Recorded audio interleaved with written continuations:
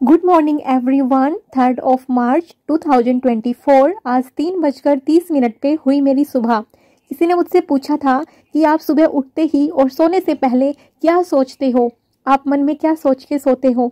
तो देखिए डियर, मैं जब सुबह उठती हूँ तो मैं भगवान का शुक्रिया अदा करती हूँ कि भगवान जी ने हमें नई सुबह दी है और हमें कुछ कर्म करने के योग्य बनाया है। और रात को मैं सोते हुए ये बोलती हूँ भगवान जी से कि भगवान जी, आपने जो मुझे ज़िंदगी दी है उसके लिए जो आज का दिन था उसमें मैंने अपना कर्म निभाया है, फिर भी कोई गलती हो गई हो तो मुझे माफ़ कर देना। ये मेरा डेली का रूटीन है, शायद आपने नोटिस किया होगा। और सबसे रात को सोते हुए और सुबह उठते हुए सबसे पहली बात मेरी भगवान जी से ही होती है। इसी वजह से मैं इतना पॉजिटिव हूँ। पहले नहीं थी, कहीं ना कहीं टेंशन ऐसी रहती थी, लेकिन जो भी ज़्यादा टेंशन लेते हैं आप अपने लक्ष्य पे ध्यान दीजिए, अपने कर्म पे ध्यान दीजिए। मत सोच इतना ज़िंदगी के बारे में, जिसने ज़िंदगी दी है उसने भी तो कुछ सोचा होगा। और चलिए फिर दिन की शुरुआत करते हैं। किसी ने लिखा है कि आपकी वीडियो देखने के बाद ना खुद में बदलाव नजर आ रहा है, मतलब गाइडलाइन सही है आपकी।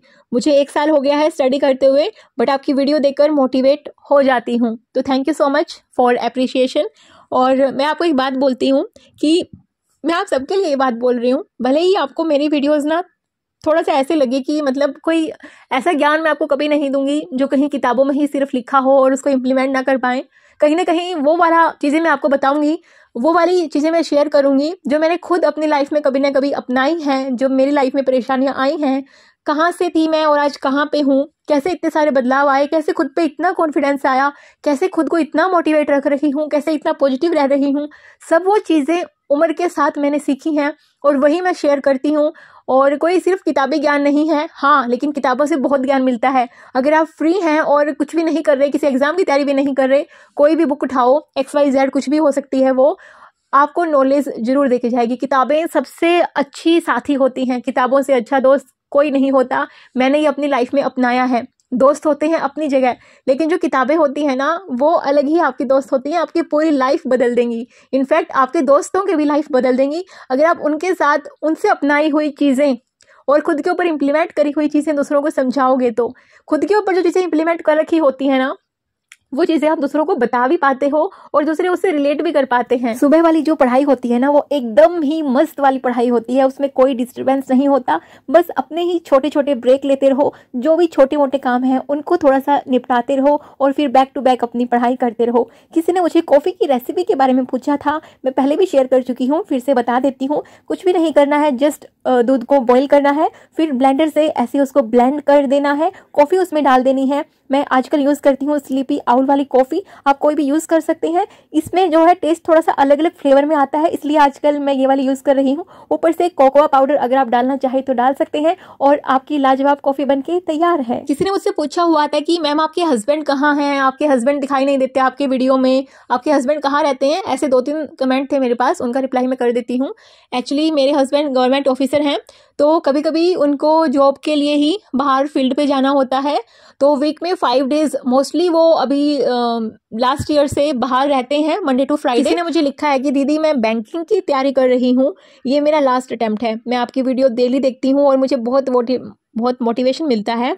मैं अपने टारगेट कंप्लीट नहीं कर पा रही हूँ, तो मैं क्या करूँ। अगर आप मेरे को डेली देखते हैं, आपको मुझसे मोटिवेशन मिल रहा है, तो आप डेली टारगेट पूरे क्यों नहीं कर पा रहे हैं। मेरा आपसे क्वेश्चन है, आप मुझे बताइए आप क्यों नहीं कर पा रहे हैं। आप खुद से पूछिए और मुझे फिर कमेंट में, वहीं पे आपके ही कमेंट में मुझे रिप्लाई मिलना चाहिए। मुझे वो रीज़न चाहिए कि आप क्यों नहीं कर पा रहे अपना डेली टारगेट पूरा।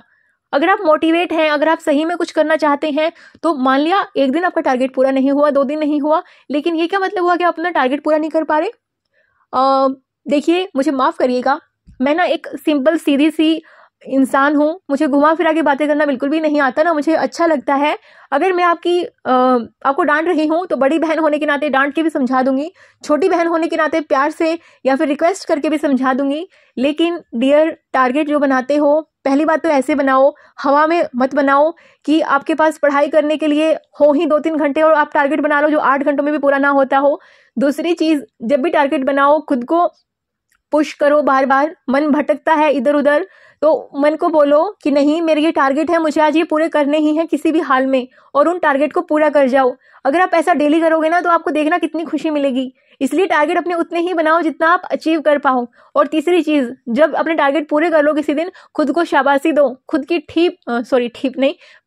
खुद की पीठ थपथपाओ। जैसे हम छोटे बच्चों को बोलते हैं ना, वेरी गुड, टैप करके बैक पे, ऐसे खुद को बोलो कि वेरी गुड, मैंने ये कर दिखाया और मैं कल भी करूंगा या मैं कल भी करूंगी। तो देखना आपको कितना मोटिवेशन मिलता है। मोटिवेशन खुद के अंदर से भी होता है और वो वाला मोटिवेशन कभी आपसे दूर नहीं जाएगा, हमेशा आपके साथ रहेगा।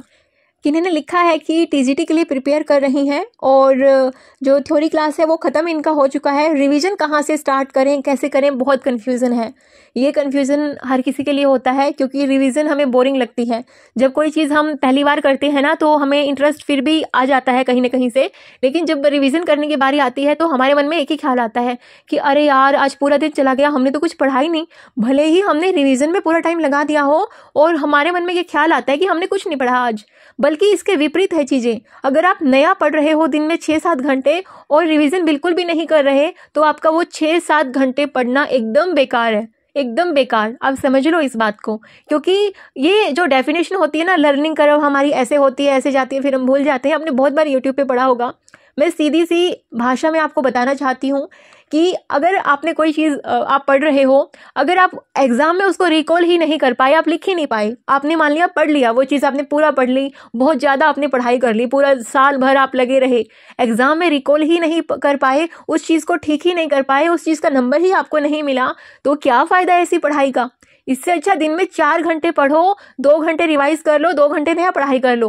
किसी एक टीचर ने ना बहुत अच्छी बात बोली थी, मुझे उसकी बात हमेशा मन में रहती है। टीचर का नाम मैं भूल चुकी हूँ, बहुत टाइम पहले की बात हो चुकी है ये, कि आप जब अच्छे से पढ़ाई कर रहे होंगे ना, आपको स्ट्रैटेजी आपकी अच्छी जांचनी है, तो आने वाले 6-7 महीनों में जब आपकी पढ़ाई के 6-7 महीने हो चुके हों, तो एक दौर ऐसा आएगा कि आप जितने भी घंटे पढ़ रहे हैं, मैं फॉर एग्जांपल बता रही हूँ कि मान लिया आप 6-7 घंटे पढ़ रहे हैं, तो उनमें से 5 घंटे आप रिवीजन कर रहे होगे और 1 घंटा कुछ नया पढ़ाई कर रहे होगे। रिवीजन कर रहे होगे 5-6 घंटे, दोबारा फिर मैं रिपीट कर रही हूँ। इसका मतलब है कि आप सही ट्रैक पे हो। रिवीजन ज़्यादा होना चाहिए जब आप टाइम आपका बढ़ने लगे, और नया मटेरियल कम होना चाहिए। नहीं तो ऐसा होता है कि इतने सारे सब्जेक्ट्स हैं, हम सिर्फ नया पढ़ने की होड़ में लगे रहते हैं, पुराना सब दिमाग से साफ होता रहता है। लेकिन एक सिंपल सी बात, वो नया पढ़ के आप करोगे क्या जब आप एग्जाम में उसको ठीक ही नहीं कर पाए। और ठीक नहीं कर पाओगे, कंफ्यूजन में रहोगे, तो सिर्फ इसीलिए क्योंकि आपने उसको बार बार रिवाइज नहीं किया। आगे से जब भी पढ़ाई करने बैठे, जब भी आपका लक्ष्य बनाएं, आपका लक्ष्य दिन में 1 घंटा पढ़ाई भी हो सकता है, 2 घंटे पढ़ाई भी हो सकता है, 10 घंटे पढ़ाई भी हो सकता है। जितने भी पढ़ाई हो, अपने रिवीजन को सबसे पहले प्रायोरिटी दें।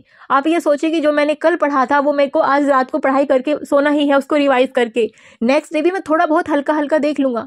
इन चीज़ों में ना टाइम ज़्यादा नहीं लगता, पहले 5-10 मिनट्स लगते हैं। लेकिन जो हम पूरी चीज़ें वो बना लेते हैं ना कि नया नया पढ़ते हैं और बहुत खुश होते हैं कि वाओ यार, आज तो हमने बहुत पढ़ाई कर ली, लेकिन डियर रिवीजन नहीं किया, जो पढ़ाई करी वो सब बेकार है। तो आगे से रिवीजन ज़्यादा करें, नया कम पढ़ें। नए को इस तरीके से पढ़ें कि ठीक है, एक टाइमलाइन बनानी है, उसमें आपका सिलेबस कवर हो जाए, लेकिन रिवीजन को सेकंड प्रायोरिटी मत रखें। रिवीजन आपकी फर्स्ट प्रायोरिटी होनी चाहिए। मैं आपको अभी रियल में दिखाती हूँ कि किसी भी नए सब्जेक्ट की शुरुआत जीरो से शुरुआत कैसे होती है।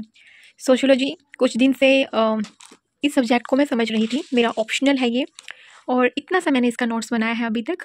कल थोड़ा सा जो लिखने वाली, समझने वाली, याद करने वाली पढ़ाई है ना, वो एक्चुअली 2 मार्च से स्टार्ट हुई है। वैसे इस सब्जेक्ट को समझ तो मैं 4-5 दिन से रही हूँ, और यकीन मानिएगा स्टार्टिंग में मुझे लग रहा था कि अरे कुछ भी समझ नहीं आ रहा, और ये आप देख सकते हैं कि मैं कहाँ से कहाँ पहुँच चुकी हूँ। यहाँ इतना मैं पढ़ के नहीं पहुँची हूँ यहाँ पे, नहीं, मैं सिर्फ क्वेश्चन आंसर ना गो थ्रू कर रही थी कि सबसे पहले तो मैं समझ लूँ कि क्वेश्चन किस तरीके से पूछे जाते हैं। तो फिर मेरे को लगा कि अगर मैं क्वेश्चनों को एक बार माइंड में रखूँगी तो शायद फिर मैं चीज़ों को अच्छे से याद रख पाऊँ।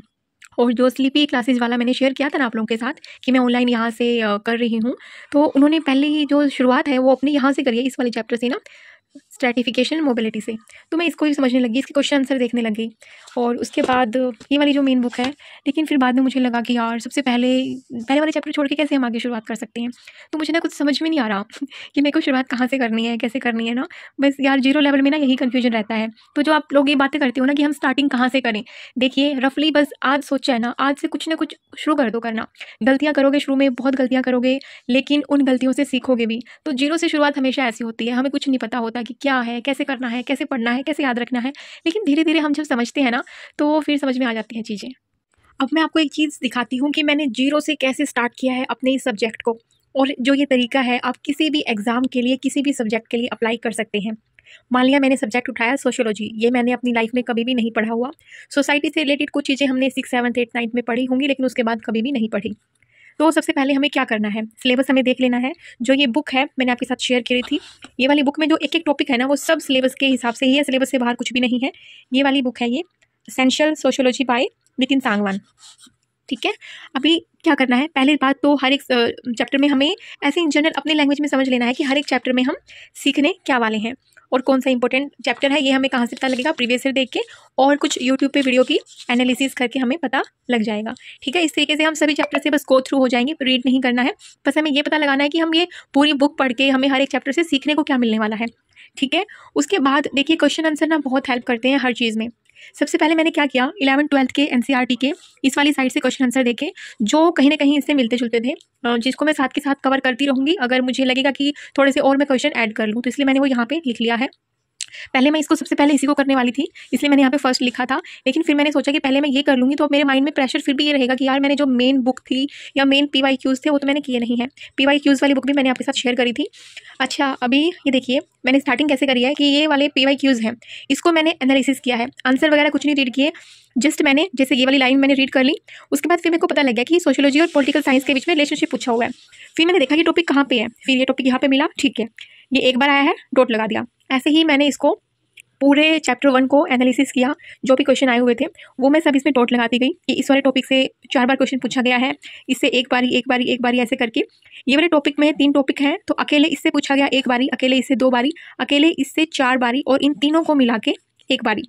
तो इस तरीके से मैंने एनालिसिस किया। अच्छा, ये तो मेन कोर टॉपिक है, बस ऊपर ऊपर से नाम लिखा हुआ है।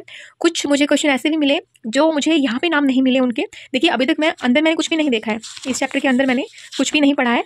क्या पता मैं जब वो पढ़ूंगी तो वो क्वेश्चन मेरे सामने आ जाएंगे, लेकिन उसके लिए मैंने इस पेपर पे इस तरीके से लिख लिया है कि ये वाले क्वेश्चन थे जो पूछे गए थे वो डायरेक्ट वो यहाँ से मैं रिलेट नहीं कर पाई, लेकिन क्या पता ये इस वाले टॉपिक के अंदर सब टॉपिक हो तो वो हम देख लेंगे। इससे क्या फ़ायदा होगा, एक तो आप पूरे चैप्टर को ऐसे ही रीड करो तो हमारा माइंड ना थोड़ा सा स्लगिश हो जाता है, आलस सी माइंड हो जाता है, क्योंकि ऐसा उसको लगता है कि यार इतना सारा है, थ्योरी पढ़ रहे हैं, कुछ समझ में नहीं आ रहा।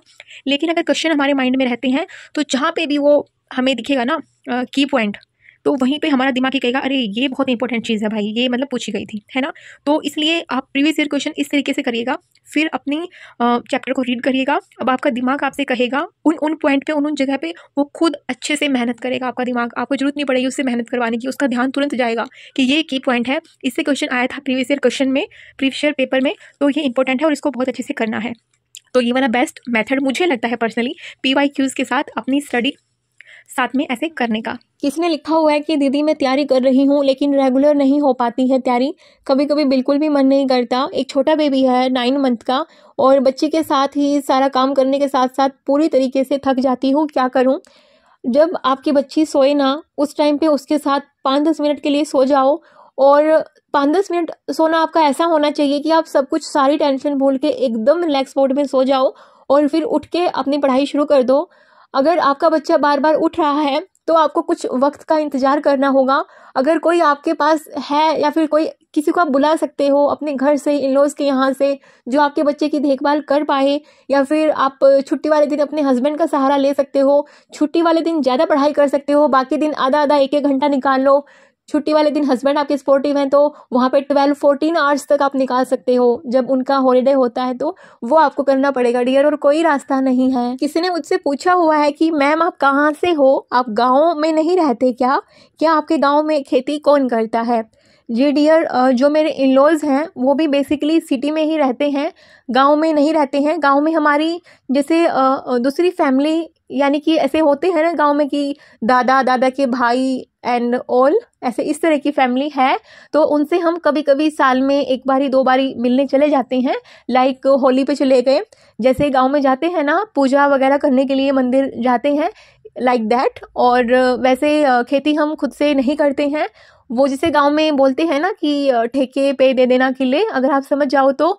और उसकी दूसरी परिभाषा डेफिनेशन मैं भी नहीं समझती, बस मैंने इतना ही सुना हुआ है कि दूसरे को किले उगाने के लिए ठेके पे दे देते हैं, तो वही वाला है चीज़। तो आई होप आप समझ पाए होंगे। किसी ने मुझे लिखा है कि थैंक यू मैम, कुछ टाइम बाद आपको पता भी नहीं चलेगा कि आप कितनों के आइडियल बन चुके हो। Thank you so much dear. ऐसे ही पॉजिटिव लोगों की ज़रूरत है सबको, और मुझे भी है, हर किसी को है। और सबसे मेन तो होता है पॉजिटिविटी अंदर से आना, लेकिन कभी कभी कोई कोई कमेंट ऐसा होता है कि वो सीधा दिल पे जाके लग जाता है। तो थैंक यू सो मच। वैसे जो आप सब लोग कमेंट करते हो, कोई क्वेरी पूछते हो या पॉजिटिव कमेंट करते हो, तो मुझे सभी कमेंट बहुत अच्छे लगते हैं। अगर मैं किसी कमेंट का रिप्लाई ना कर पाऊँ तो प्लीज़ मुझे माफ़ कर देना। हो सकता है कि मैं वो या तो किसी और वीडियो में रिप्लाई कर चुकी हूँ, आपने ना देखा हो, या फिर आने वाली वीडियो में कर दूँगी, या फिर वो मेरे से रह गया हो, छूट गया हो।